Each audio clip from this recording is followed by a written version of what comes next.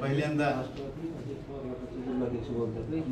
संतोष देशमुख अण्णा यांना आम्ही राष्ट्रवादी काँग्रेसच्या वतीनं अंबाजोगाई तालुक्यातील बीड जिल्ह्यातील सर्व तालुका अध्यक्ष प्रमुख कार्यकर्ते नेते मंडळी विनम्र अभिवादन आणि श्रद्धांजली अर्पण करतो।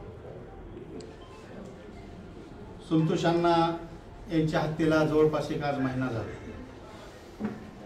सर्व आरोपी माननीय मुख्यमंत्र्यांनी आश्वासन दिलं होतं, CID फास्ट ट्रॅक अजून SIT ह्या सगळ्या गोष्टी ज्या काही प्रोसिजर होतं तात्काळ त्यांना फाशी व्हावी अशा प्रकारचं निवेदन त्यांनी विधानसभेत केलं होतं। आमची सामान्य कार्यकर्त्यांची सर्व जनतेची एकच मागणी आहे की संतोष देशमुख यांची जे कोणी हत्यारी आहेत त्यांना फाशी झाली पाहिजे, त्याच्यात कुठलंही कॉम्प्रोमाइज नाही। आणि जवळपास 250 अधिकारी या कामात गुंतले होते, पोलीस अधिकारी, त्यांनी ह्या सर्व आरोपींना जे कोणी आरोपी असतील त्यांना अटक केलेली आहे, काही स्वतःहून अटक झालेली आहे आणि आता हे फास्ट ट्रॅकवर सुरू झालेले। आता ही न्यायप्रविष्ट गोष्ट झालेली आहे। आता आम्हाला एक आत्मविश्वास असा आहे की आमच्या संतोष अण्णाला न्याय हा 100% मिळणार म्हणजे मिळणार आणि त्यांना फाशी होणार, याच्यात आमच्या मनात कुठलंही आता दुमत नाही। कारण राज्याचे प्रमुखच गृहमंत्री आणि मुख्यमंत्री असल्यामुळं त्यांनी तसं आश्वासन आणि शब्द ह्या देशात राज्यातल्या 12 कोटी जनतेचे। पण आता काय होत आहे की आरोपी अटक झालेले आहेत, सर्व प्रक्रिया होत आहेत, तरी सुद्धा आमचे नेते आदरणीय अजितदादा पवार आणि आमच्या बीड जिल्ह्याचे नेते सन्माननीय धनंजय मुंडे साहेब यांच्यावर आमच्याच महायुतीतले एक आमदार सुरेश धसांना सतत शिवराळ भाषेत टीका करत आहेत। आमचं म्हणणं काय की संतोष अण्णाचा जो मृत्यू झाला याच्यामध्ये आम्ही सर्वजण आरोपीला पकडलं पाहिजे याच्यासाठी आम्ही तुमच्या मागे, पण त्या आडून जो तुम्ही वैयक्तिक काही आरोप करत आहेत, वाळू सिमेंट कुणाच्या जमिनी, हे आम्हाला मान्य नाही। तुम्हाला आम्ही सर्वोच्च सभागृहात पाठवले, तुम्ही त्या सभागृहात जा, तिथं तुम्हाला काय काय म्हणायचंय ते म्हणा, त्यांच्यावर कुणाचे आरोप असतील, कुणी खोटं वागत असेल खरं वागत असेल ते तिथं तुम्हाला त्या सभागृहाचा तो अधिकार आम्ही दिलेला आहे 288 लोकांना, तो तुम्ही तिथं कायदेशीर बजावा। पण तुम्ही वैयक्तिक चारित्र्यावर येऊन अजितदादा सारखे एका कार्यक्षम उपमुख्यमंत्री आहेत, त्यांच्या नेतृत्वाखाली तुम्ही काम केले आणि तुम्ही क्या हुआ तेरा वादा अजितदादा म्हणून मान हलवताय, त्याच्यामुळे बॅड इम्प्रेशन आमच्या पक्षाचं चाललंय की आम्ही एक जबाबदार कार्यकर्ते। आमच्या नेत्याबद्दल जर तुम्ही असे मुंडी हलवून हातवारे करून धनंजय मुंडे साहेबांबद्दल बोलत असताल, दादाबद्दल बोलत असताल, तर आम्ही या पक्षाचे प्रमुख कार्यकर्ते आहेत, नेते आहेत, गाव पातळीवरले कार्यकर्ते आहेत, आम्हाला ह्याचा राग येत आहे आणि हे आम्ही खपवून घेणार नाही, हे तुम्हाला आम्ही निर्वाणीचं सांगत आहे। तुमचं पक्षाचे गृहमंत्री मुख्यमंत्री तुमचे त्यांनी आश्वासन दिले, मग त्यांच्या गृहमंत्र्यावर आणि मुख्यमंत्र्यावर विश्वास नाही का? त्यांनी जे फास्ट ट्रॅक लावले, इतके 175 कर्मचारी ह्या गुन्हेगारांना शासन करण्यासाठी, सगळे काय काय कायदेशीर गोष्टी बघण्यासाठी, याच्यावर तुमचा विश्वास नाही का? मग तसं नसेल तर तुमचा फडणवीस साहेबांवर बावनकुळेवर विश्वास नाही म्हणून सांगा।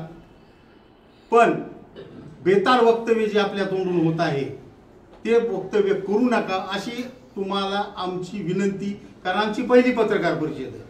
कारण आम्ही तुम्हाला पहिल्यांदा तुम्ही 5दा प्रतिनिधित्व करता या जिल्ह्यात, तुम्हाला आम्ही खासदारला उभा असताना मदत केली, तुम्ही आमच्या पक्षामध्ये होतात त्यावेळेस तुमचे काही निर्णय चांगले झाले असतील, कदाचित काही वाईट झाले असतील, पण आमचा मंत्री कसा खरा आहे म्हणून आम्ही टाळ्या वाजवल्यात, म्हणून आमचा तुमच्यावर अधिकार आहे।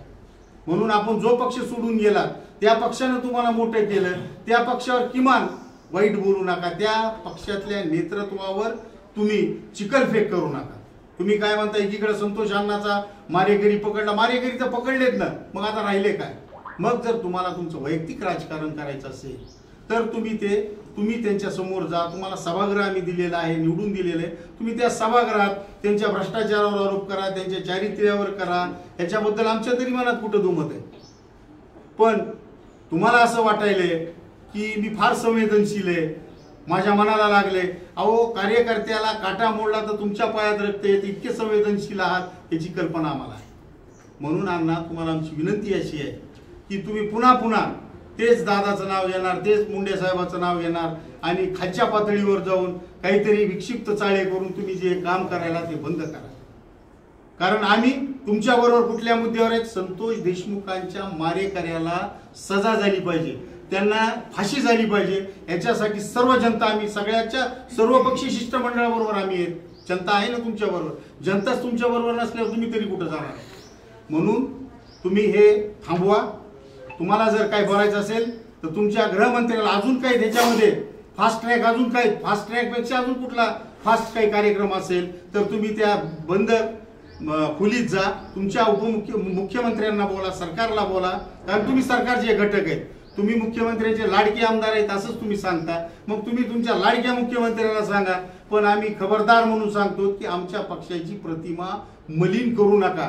कारण तुम्ही 5-10 आमदार झाला, तुमची निवडणूक संपली, आता कार्यकर्त्याची निवडणूक आहे. आमची वेळ आली की तुमचे वैयक्तिक मतभेद बाहेर येतात आणि त्याचा परिणाम कार्यकर्त्याच्या निवडणुकीवर होतो. तुम्ही इतक्या जातीचं विष पसरवत आहात की आम्ही दुसऱ्या गावात गेलं तर एक सामान्य माणूस सुद्धा बोलायला तयार होईना, तू ह्या जातीचा, तू त्या जातीचा.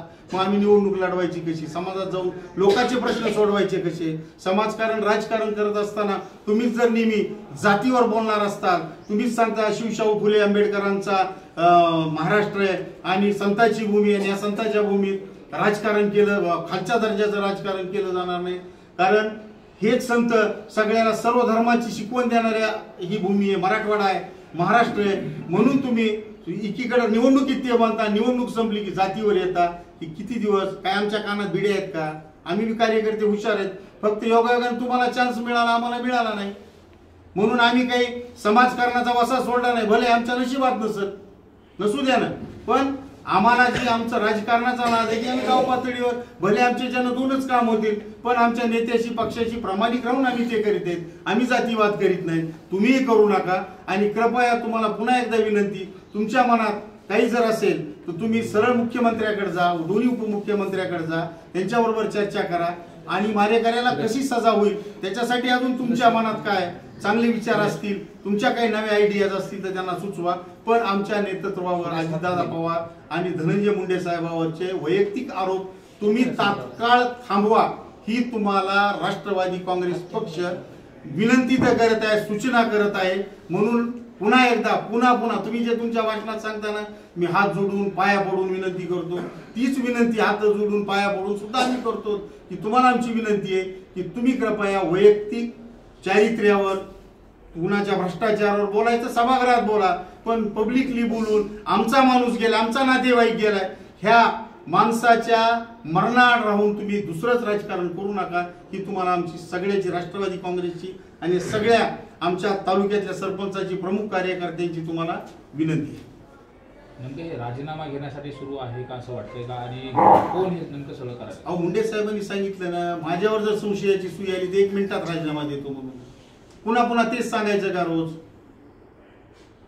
आम्ही तेच म्हणतो किंवा कुणी असू जा, किती मोठा माणूस असू जा, जर त्याच्यात आरोपी असेल तर तुम्ही पकडा, राजीनामा घ्या, काय तुमचे जी प्रक्रिया आहे ती करा ना पूर्ण तुम्ही.